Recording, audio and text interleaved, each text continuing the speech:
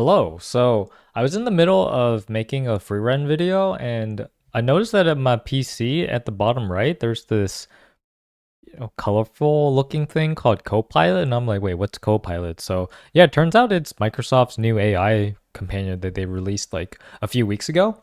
So I was like, oh, interesting. Yeah, so even though I work in tech, I haven't really used the AI, which is kind of funny.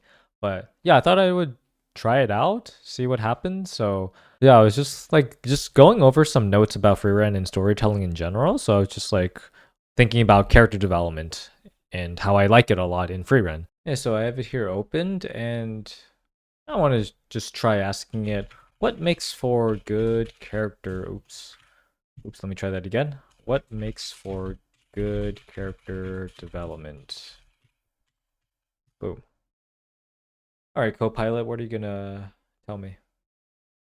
Use your language model. Okay. Spitting out a bunch of stuff.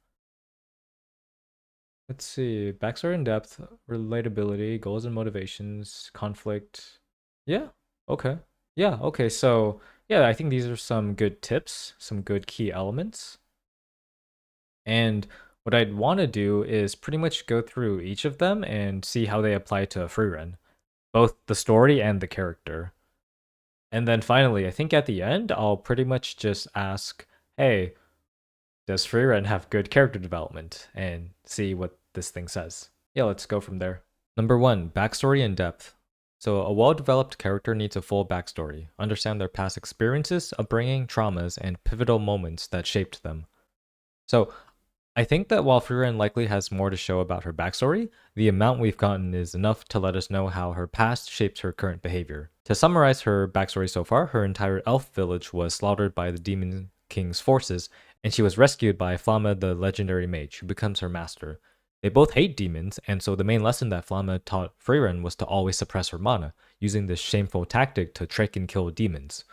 And so, Frieren spends the past many centuries living in solitude while suppressing her ever-growing mana. Pretty much her entire life's purpose is based on revenge, with the eventual goal of killing the Demon King, which she eventually does after a 10-year journey alongside Himmel, Heiter, and Eisen. So while this is a rather simple and, in my opinion, sad motivation, her backstory does show in her personality traits today. She tends to sleep a lot, because even though she's perfect at suppressing her mana, it still likely makes her tired. She used to love magic with a passion, but only shows a fraction of it today. Ironically, because her suppression of mana inadvertently led to her suppression of her passion. In fact, her hobby of collecting magic spells only became a thing because Himmel complimented her on it. For the point about complexity, I'll talk about it more later, but in my opinion, I think Frieren's simple backstory is enough to give her character some complexity and lots of room to grow. So number two, the second element, relatability, where readers can connect with characters they can identify with.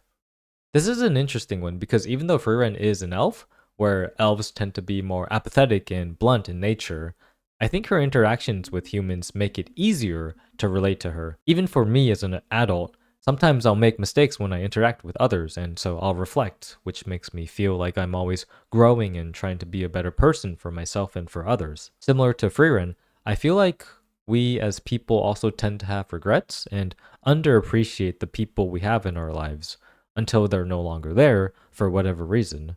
And so, like Frieren, we wish we could have done things better and put more effort into our relationships. So the fact that she's trying to put more effort into learning and understanding others and struggling at it is very relatable. Moving on to the next element, goals and motivations. Every character should have clear goals and desires. What do they want? What drives them? Oh, for sure, 100%. So, episode 1 made it apparent what Frieren's desires are by showing her in the most vulnerable state she's ever been in. Since elves' lifespans are so abundant compared to humans, when Himmel dies, she feels a sudden surge of regret after remembering her times with him and that she won't be able to share any more memories with him. It's a case of don't know what you got till it's gone. Frieren hasn't taken even a fraction of her abundant time to get to know Himmel, and this is what drives her to want to get to know humans as much as possible. It's a very believable desire that humanizes her despite her being an elf. Number 4, internal conflict. Characters should grapple with internal struggles. These can be emotional, moral, or psychological. This one is interesting because at first glance I would think, yes, of course Frieren has internal conflict. But so far, the show has refrained from showing Friren's inner thoughts whenever she shows external turmoil. When Frieren cries, or whenever she shows off her embarrassed face, we can tell that she's definitely conflicted inside, but we never actually hear what she's really thinking inside, even though there are various points throughout the story where she gives her inner thoughts. Nonetheless, even though we don't know her thoughts, we can clearly see how her behavior is influenced by internal conflicts, because she straight up tells us sometimes, like when she tells Fern that she was embarrassed that even though they had spent months together already, Frieren still felt like she didn't know what Fern liked, which is exactly the type of internal conflict we'd expect from someone who struggles getting to know others, but tries to put effort into it nonetheless. Number 5, external conflict. Characters face external obstacles that challenge their goals. These can be physical, social, or environmental. So, usually in stories, external conflicts are what drive the story forward. They move the plot. The main characters usually want to accomplish something in the world and are held back by obstacles in their journey. Frieren's goal is trying to get to know humans better, but the world isn't exactly trying to stop her per se. There aren't really any external forces like demons or social settings that are trying to stop her from getting to know humans. In fact, Frieren's eventual external goal is to get to Aureole, to talk with Himmel's soul. But again, there aren't really any external forces that are actively trying to stop her from doing this. No one is really at risk if/when Frieren gets to Aureole. In fact, it's a little difficult right now in the story for there to be external conflict because of how strong Frieren is. If for some reason there were somewhat strong characters like whatever's left of the Demon King's remaining forces that wanted to stop Frieren from getting to know humans or get to Himmel, from what we know, Frieren could basically just one-shot them for the most part. So from the anime so far, I don't really see any noteworthy external conflicts per se, but I think it's okay mainly because Frieren's main conflict is internal, and the story has plenty of time and leeway to introduce notable external conflicts. In fact, in the recent Mage exam, the story has been spending a lot of time introducing and fleshing out more characters. So these characters' motives and relationships can be incorporated into introducing external conflict for Frieren's character development. Number 6, change and growth. Characters should evolve over the course of the story. Transformation is essential. Yep. So Frieren is slowly evolving over the course of the story. It's slow because Frieren's goal is to understand humans better, and that's not something that she as an elf is going to achieve in a day or even a year. It'll take years most likely, and luckily she has an abundance of time, for better or for worse. While she maintains some of her habits that inhibit her goals, like oversleeping and getting sidetracked with finding spells and not acknowledging the significance of time to humans, we do have characters like Fern that are there to help her, to remind and imbue upon her that she can't just laze around for years on end, especially when she's traveling with humans, because before she knows it, they'll be gone before she's gotten a chance to know them, just like Himmel. She shows positive growth for the most part, and her bad habits are there to help highlight that she still has work to do, which is good for the story. Alright, and finally, our last key element, lucky 7, consistency and authenticity. Yeah, for the most part, Frieren does behave pretty consistently with how her character is portrayed. She has an abundance of time, so she still is fine just sleeping days away. She hates demons with a passion, and so immediately is ready to kill Lugner even in the middle of a town she's visiting. Her master Flamid trained her for years to constantly suppress her mana to mislead demons into underestimating her strength, which she precisely takes advantage of to kill Aura, or rather have Aura kill herself. Friren's main hobby is collecting unique and weird magic spells, and so we'll always find her prioritizing finding treasure chests in dungeons, even if there's a 99% probability that the chests are a mimic. The second point mentions to avoid sudden shifts in behavior unless they are justified by the plot. I wouldn't say Frieren has had any sudden shifts in behavior so far, so yeah, I don't really have much to comment on this point. But anyways, so I went through these key elements that are what Copilot thinks makes up good character development, and unsurprisingly, Frieren shows much of these key elements, so it's only more evidence that she has good character development, in my opinion. So I'll try something here and ask Copilot what it thinks about Frieren specifically. Oh, what the? Does Frieren have good character development? Alright, Copilot, what do you think? Maybe I should ask it how, or like what it thinks about the character development in Frieren. Oh my gosh, that is a lot. Wait. Wait, wait, what the heck? Wait, hold up. Okay, so yeah, it's building off exactly what it said previously. So, oh, okay, this is cool. Let's see if it agrees. So yeah, Frieren, the protagonist of the Japanese manga series Frieren Beyond Journey's End, exhibits remarkable character development. Yo, okay. Yeah, please dive into the details. So Frieren is an actually so yeah, backstory and depth. Frieren is an elven mage who was part of the hero group that defeated the Demon King and restored peace to the world after a 10-year quest. Okay, yeah, I talked about that a little bit. Her backstory includes Himmel, Eisen, and Heiter. Hey, what about Flamme? The era meteors witnessed together before parting ways serves as a poignant memory. Oh, okay, yeah. Yeah, okay, I didn't touch about that. I mainly touched about her, like, backstory, like, her, most of her life. But yeah, I guess I could have talked about this more. But yeah, the era meteors make sense. That was a very pivotal moment for her. Yeah, relatability. Her vulnerability and guilt over not learning more about Himmel make her relatable. I agree. And readers connect with her as she navigates a changed world and aging companions. Okay, yeah, I can kind of see this. Aging companions is an interesting point because while her journey with the three heroes was in the past, it's more sort of like her journey now with Fern and Stark. And yeah, she's been with Fern for many years and Stark for only like a few months, I think. Yeah, I wouldn't say that they're aging per se so far. Like I don't know if like as the story progresses, we're gonna see like adult Fern, adult Stark, maybe like Granny Fern and Grandpa Stark. So yeah, we'll see. Because I don't exactly feel like, oh wow, hurry up, Frieren. Like Fern is getting old, Stark is getting old. Like I don't see that yet. But I guess because the original journey took 10 years, this new journey will likely also maybe take around 10 years. So yeah, we could see adult Fern and Stark for the most part. Goals and motivations. Yeah, so Frieren embarks on a journey to reach the resting place of souls. Yep, her goal. Yep, this is the external this is the plot. This is her motivation. Yeah, she wants to go back there. Or no, not go back there, but she wants to go there and reunite with Himmel. Her motivation is rooted in love, friendship, and longing.